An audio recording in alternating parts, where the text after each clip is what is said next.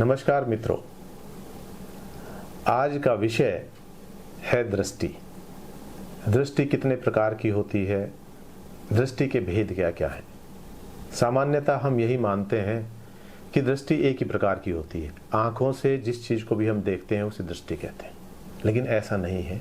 दृष्टि के 3 स्तर हैं। पहला स्तर है आँखों के स्तर पर जब हम चीज़ों को देखते हैं, दूसरा बुद्धि का स्तर, और तीसरा है भाव दृष्टि, जब वो हमारे इमोशंस में परिवर्तित हो जाती है, हमारे भाव में, हमारी भावनाओं को वो जागृत करती है। तो ये 3 दृष्टि, और मैं यहाँ तक कैसे पहुँचा वो भी बताना बहुत ज़रूरी है। हुआ यूँ कि मैं देकार्त को पढ़ रहा था और उसके अंदर एक जगह प्रसंग आया कि शरीर तो जड़ है और आत्मा चेतन है, तो जड़ और चेतन का संबंध आपस में किस तरह से है। तो उस चीज को समझाते हुए वहां उन्होंने पीनियल ग्लैंड के बारे में लिखा कि पीनियल ग्लैंड के जरिए ये दोनों आपस के अंदर संबंध बनाते हैं। शरीर का संबंध विस्तार से है और आत्मा का विचार से है, तो दोनों चीजें अलग अलग हैं। तो विचार शरीर तक कैसे पहुंचते हैं और शरीर का विस्तार आत्मा तक कैसे पहुंचता है, इस संबंध के अंदर मैं जब पढ़ रहा था तो पीनियल ग्लैंड का जिक्र आया। इसका जिक्र भगवत महापुराण में भी आया। वहां एक कहानी के जरिए इस चीज को बताया गया है, पीनियल ग्लैंड को। तो आज हम दृष्टि भेद को समझने के लिए एक कहानी जो भगवत महापुराण में दी हुई है उसको सुनेंगे। अजामिल नाम का एक पात्र उसके अंदर है। वो बहुत ही सीधा साधा, ईश्वर भक्ति करने वाला नेक इंसान था और उसका जीवन बहुत ही अच्छा गुजर रहा था। एक रोज जब वो रास्ते से गुजर रहा होता है तो झाड़ियों में कुछ हलचल उसको देखने को मिलती है। तो जिज्ञासावश वहाँ देखता है तो वहाँ एक स्त्री और पुरुष शारीरिक संबंध बना रहे थे। अजामिल को ये बुरा लगा और वह आगे बढ़ गया, किंतु थोड़ी देर आगे चलने के बाद यह उसकी पहली दृष्टि थी, वो देख के इग्नोर करके आगे बढ़ा।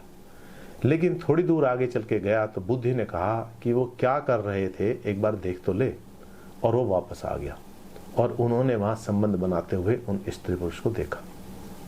उसके बाद अजामिल घर आ गया। उसको अच्छा नहीं लगा जो भी उसने देखा, लेकिन अगले दिन लगभग उसी समय उसकी बुद्धि में ख्याल आया कि हो सकता है आज भी वो स्त्री पुरुष वहां हो, तो चल के देखा जाए। ना चाहते हुए भी अजामिल वहां पहुंच गया और संयोग से वो स्त्री पुरुष उस दिन भी वहीं थे। इसी तरह से 2, 3, 4 दिन तक ये बात चलती रही और आखिरी में एक दिन उसने यह निर्णय लिया कि आज वो उस स्त्री से बात करके रहेगा। तो जो चीज अब तक उसकी दृष्टि और बुद्धि में थी, अब वो उसके इमोशंस में उतरने लग गई, भाव जगत के अंदर जगह बनाने लग गई। और तीसरे दिन जब वो व्यक्ति उस औरत के साथ संबंध बनाने के बाद अपने रास्ते चला गया तो अजामिल उस औरत के पीछे पीछे जाता है और उस औरत को रोककर उसके बारे में जानने की कोशिश करता है। पता लगता है कि वह औरत एक वेश्या थी और पैसों के लिए उस व्यक्ति के साथ आती थी। अजामिल ने भी उसको पैसे देने की बात कही और उस औरत के साथ संबंध बनाए।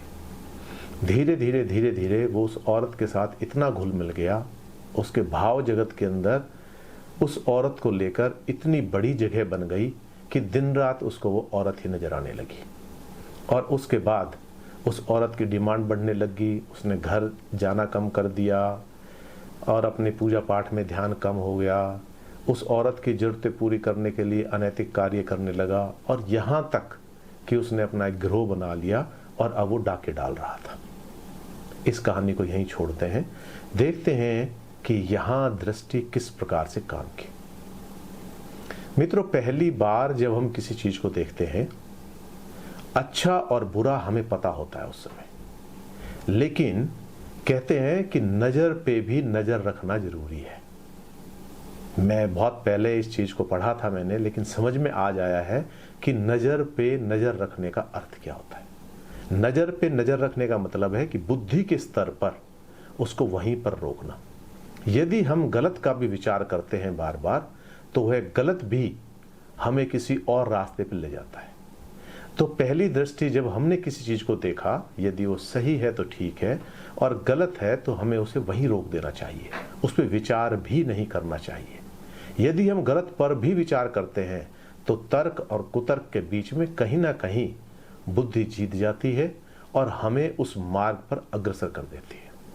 और धीरे धीरे जैसे जैसे हम उस मार्ग पर बढ़ते हैं, हमारे अवचेतन मन में उसका असर पड़ना शुरू हो जाता है और वहां से भाव जगत की निर्मिति होती है। और वही भाव जगत हमें अपने अंदर इतना लिप्त कर लेता है कि हमारा नियंत्रण उस कार्य से पूरी तरह से हट जाता है और भाव उसको नियंत्रण में ले लेते हैं। चाहने पर भी हम उस चीज से दूर नहीं हो सकते, क्योंकि इमोशंस ने, भाव जगत ने इतना बड़ा अपना साम्राज्य स्थापित कर लिया कि हमारी इंद्रियां उसके वश में आ गई। इंद्रियों को उस भाव ने जकड़ लिया और वहां से बाहर आना बहुत ही मुश्किल होता है।